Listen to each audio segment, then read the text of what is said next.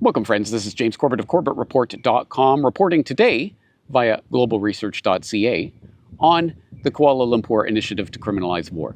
For those who have not seen my recent report on this subject, I would suggest that you check it out. It is called War is a Crime, and it presents the proceedings of a conference that took place in Kuala Lumpur in Malaysia just a few weeks ago. And I was in attendance at that conference. It was a 20th anniversary commemoration of the signing of the Kuala Lumpur Initiative to Criminalize War, and all of the background and meaning and explanation of that initiative is provided in that aforementioned report, so I will put that in the show notes so that you can go and check it out if you have not yet done so, along with my interview with former Malaysian Prime Minister Tun Dr. Mahathir Mohamad, the person who spearheaded, launched, and helped to sign that initial declaration. Long story short, that declaration was a bold and obviously aspirational, but very important and very simple idea. Simply the idea that aggressive war is a crime in and of itself and deserves to be prosecuted as such. Now, again, that's an interesting concept, and you can see my report on that anniversary commemoration that I attended so that you can find out more about that idea, where it came from, how it unfolded, and where it's going. But as part of those proceedings, Professor Michel Chossudovsky, who was one of the original signers of that original declaration back in 2005, was, of course, invited to attend that event, but was unable to. So I attended in his stead. But I was able to record a conversation with Professor Chossudovsky, his reflections and ruminations on the meaning of that 20th anniversary of that initiative. What is that initiative? Why is it important? What does it say that we have made, if not little progress, perhaps even the antithesis of progress towards that ideal of criminalizing war? And Professor Chossudovsky has some very interesting things to say about that, along the lines of, well, we have not made progress on criminalizing war, but we have made progress on criminalizing politics, criminalizing justice, criminalizing economics. What does he mean by those statements? I think it's a fascinating and interesting idea, so I trust that you will find a lot of food for thought in this presentation.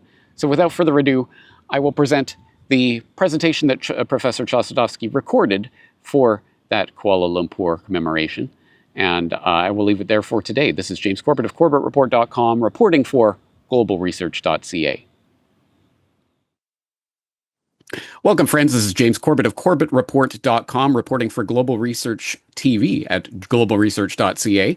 Today I'm talking to Michel Chossudovsky, obviously the editor of GlobalResearch.ca, also the founder of the Center for Research on Globalization, about his participation in the criminalization of war, specifically the Kuala Lumpur Initiative on the criminalization of war that was first signed in 2005, so 20 years ago. Michel Chossudovsky, thank you for your time today.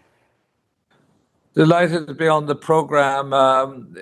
In many regards, this is the message also to my colleagues and friends in Kuala Lumpur, because on the 30th of this month, we are commemorating the 20th anniversary, and it is also based on the fact that Tun Mahathir Mohamad, who founded the Criminalization of War initiative, will be honored at this meeting, so that in many regards, we are doing a certain retrospect of what has happened in the last 20 years, which in many regards is not very encouraging, because we were focusing on the criminalization of war in 2005 with a view to confronting major war initiatives, and of course that was the action against Israel on the one hand, and then we had the Kuala Lumpur War Crimes Tribunal, and then we had also, of course, action against the invasion of Iraq, Tony Blair and George W. Bush. What I have been able to assess in the course of these 20 years is that visibly today, although that was also true in 2005, there has been what we might describe as the criminalization of justice, not the criminalization. International law is there, and it can't be changed because it's based on concepts which were defined starting in 1948 with the Genocide Convention. But the issue is that the judicial system today at the global level is criminalized. And we've seen that with the International Court of Justice, Criminal Court, and the International Court of Justice, the two main pillars of international law. And then, of course, there are other entities which are created in relation to a specific war, like regarding, let's say, Rwanda and of course Yugoslavia. But the question there is that the criminalization of justice is linked up to what I would describe as the criminalization of politics, in the sense that, well, in 2005, we still had honest government up to a point. We still had the welfare state in Western countries. We had movements in the global South. And what has now occurred is that if we look at the West, so-called, in other words, the United States, Canada, and the European Union, or Western Europe, there is a consensus that genocide is a legitimate undertaking. Now, when I say there's a criminalization of politics, it means that politicians are endorsing genocide against the people of Palestine. International law tells us exactly the opposite. It says Article 3E of the Genocide Convention, 1948, that any complicity in an act of genocide would be passible of punishment and a legal procedure. And that we should understand that the political apparatus is criminalized. And unfortunately, the peace movement is not confronting, or is not in a position to actually confront the politicians that say, well, you are a criminal. Okay. Now, that applies.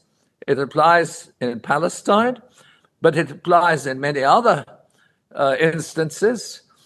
Genocide was also instrumented in the invasions of Afghanistan and Iraq. Now, the invasion of Afghanistan was based on the fact, not on the fact, but on the illusion that Al-Qaeda had attacked America. Okay. And now, I don't want to get into that, but it's pretty well established that, first of all, Al-Qaeda was created by U.S. intelligence, and Al-Qaeda in Arabic means the base, the base on the computer system of U.S. intelligence, and consequently, it was the base of all those who had been recruited. So this is the background. Now, there's a lot more about that, and I think there's one element which has to be addressed, is the criminalization of the financial apparatus. I'm not saying I would make the distinction between the criminalization of the financial apparatus, the large banking institutions and so on the one hand, and then you have, of course, the global economy. I'm talking about the real economy. And the real economy is not a homogeneous, it's still a capitalist system, but you have industry, you have agriculture, you have the airlines. Now, it's not to say that the real economy is criminalized, but the financial apparatus has a holding on real economic activity precisely because it controls the debt, okay? And it can impose devastating impacts on the nation state, so that literally what we have also is that the welfare state is more or less on the way out. There are remnants of the welfare state in some of the Western countries. If we're looking at a broader context, and this was brought to my attention in regards to the occupation of Syria. Well, first of all, what the Western military alliance, NATO, the United States have installed there is a head of state which is affiliated to Al Qaeda. And in other words, Al Qaeda becomes legit in regards to a nation state, which is Syria. But then there's another element. That war on Syria, and more generally on the Levant, the whole area of the Eastern Mediterranean, is a crime against civilization. And the crime against civilization is indicated by the fact that Damascus is a city which has existed for several thousand years, and Aleppo has even a longer history. In other words, the Levant is being destroyed, civilization is being destroyed, history is being destroyed, and people's minds are being destroyed because they don't understand what humanity involves. And I think the big message by Tun Mahathir is that this is a war against humanity. It's a much more extensive war than what we had contemplated 20 years ago. Now, the other element, and this should be understood, and it's part of a hegemonic project. I wouldn't necessarily call this U.S. imperialism, because U.S. imperialism, the United States is in crisis as well. But if you look at the history of empires, you can't really build an empire with a republic. I think Julius Caesar invoked that concept many years ago.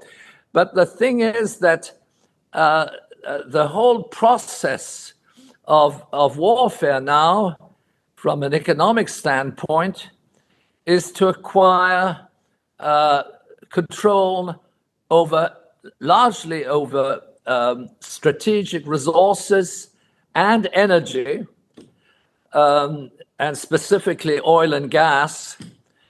And recent events in Venezuela demonstrate that, in that Venezuela today is the largest oil producer.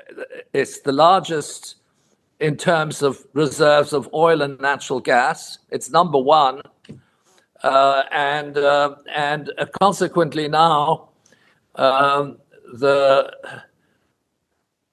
Trump administration has created what is tantamount to a terrorism entity within Latin America. Of course, they can't use the same concepts as of Islamism and recruitment of jihadists and so on, but there it is associated with organized crime. But the organized crime has never been controlled by Venezuela. And I know I worked in Venezuela at one time. I was there at the time when they actually were and that was back in the 1970s when they nationalized petroleum. It was negotiated with big oil. Obviously, that was a semi-colony of the United States, but nonetheless, the legal process was completed. But what I'm saying here is that every single country on the planet is, if they don't conform, the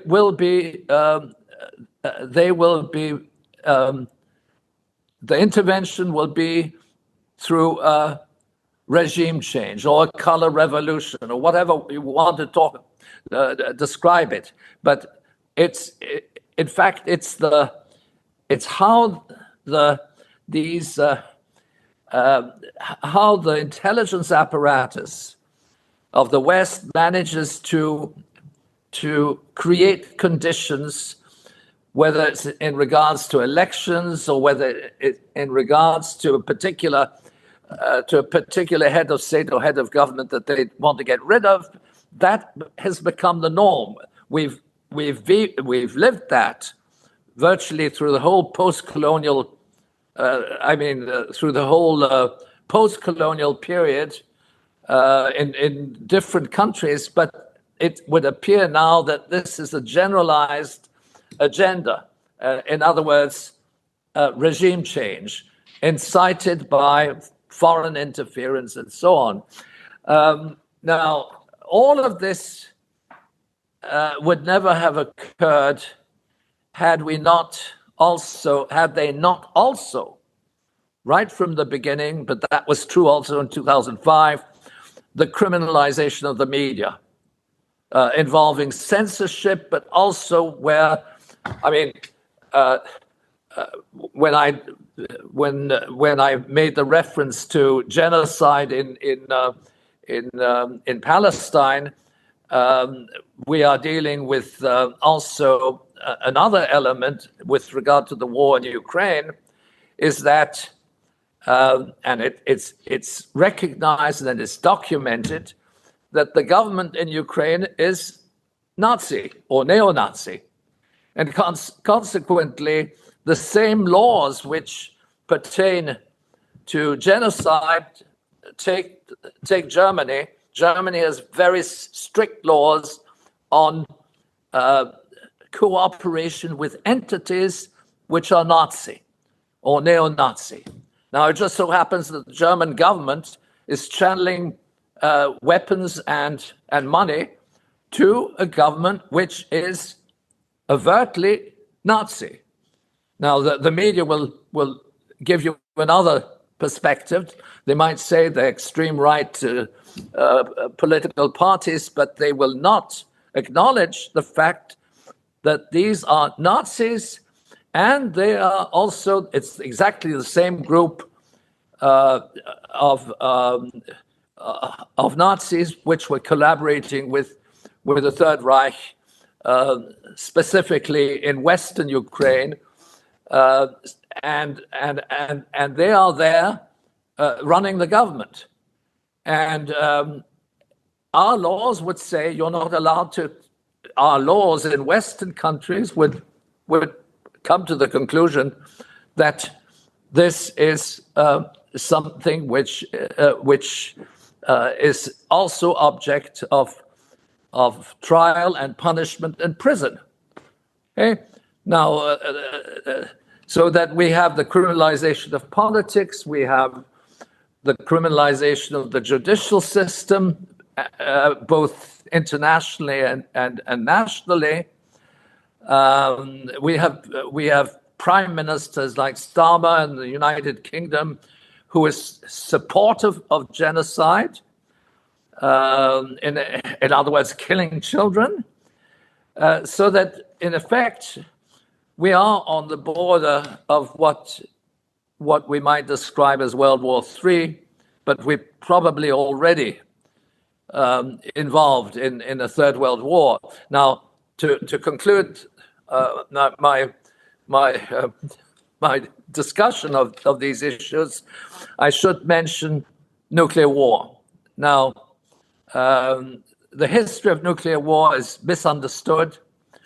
It is characterized by the so-called Manhattan Project, which was led by Oppenheimer. There's a lot of propaganda around that. But one thing which nobody knows, even though people do know it because the declassified documents are there, is that the United States of America, on the 15th of September 1945, just about a month, a bit more than a month after Hiroshima and Nagasaki, released, it was the War Department, now they call it the Pentagon, the War Department issued a plan to bomb the Soviet Union, 66 cities with 200 atomic bombs. And that has always been, it has never been mentioned. The documents are there. The media does not cover it. In a sense, what was initiated with the Manhattan Project is the development of a weapon which ultimately can destroy humanity in its entirety. And that is what we have to address. And we have to demilitarize. But I should mention that Obama, when he started his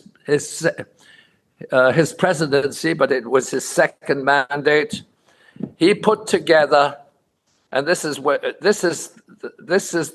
biggest lie in American history. He initiated a campaign. He said, we must ensure that the terrorists, namely Al-Qaeda, should not get hold of nuclear weapons because that would threaten our security.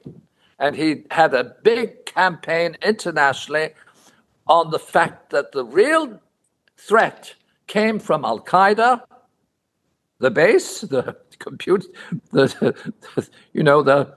people that we recruited, and if they have possession of nuclear weapons, they're going to destroy us. Now, there's a whole element of ridicule on that because nuclear weapons, you need a delivery system, you need scientists and so on.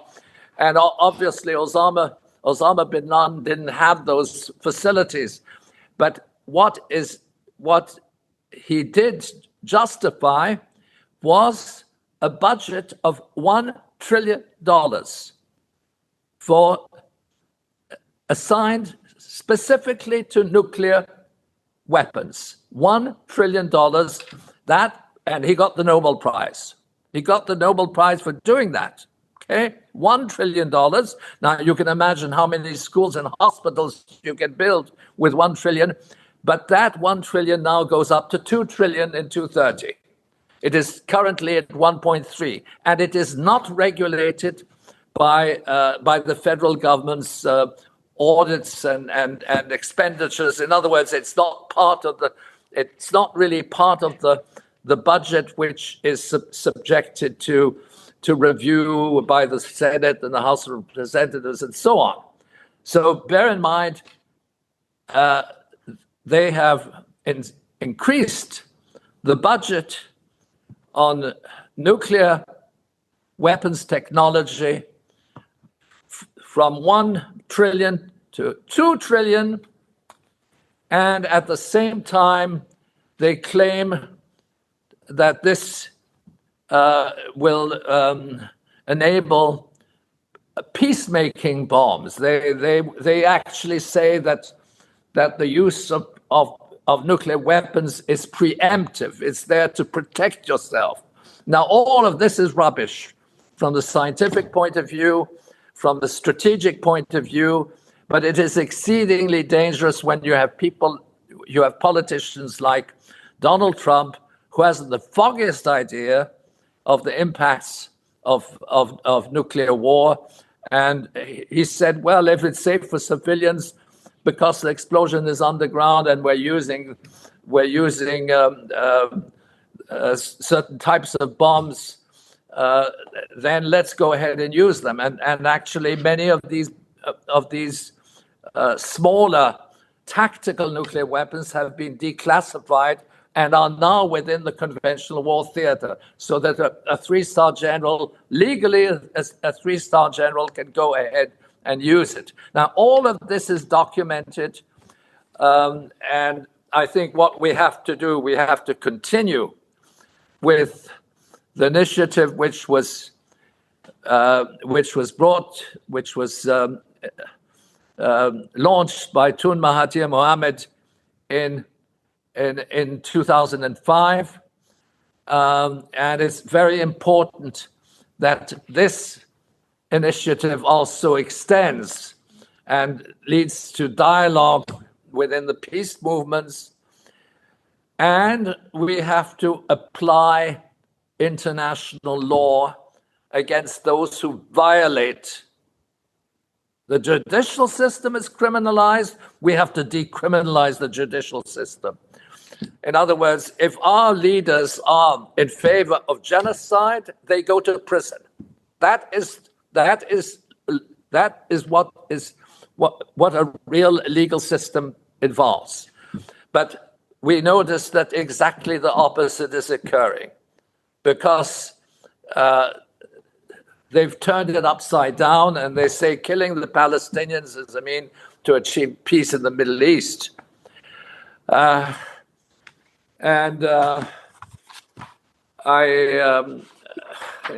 You have covered a lot of ground there, yes. Professor. Thank you very much for that. Okay.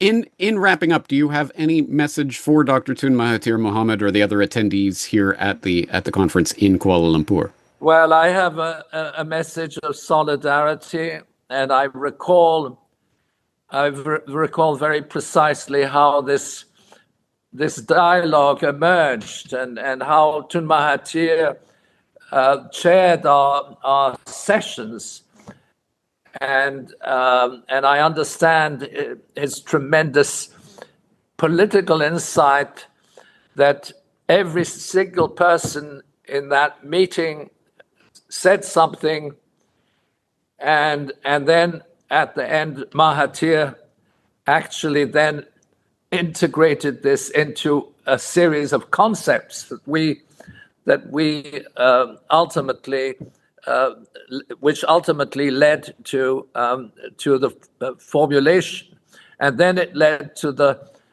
tribunal and so on.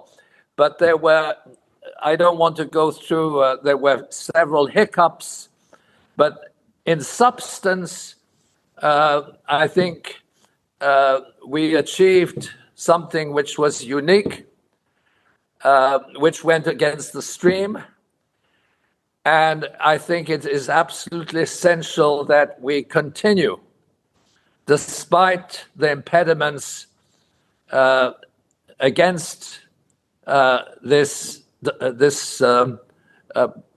initiative, this very powerful initiative of Tun Mahathir Mohamad, who has recently celebrated his 100th year anniversary.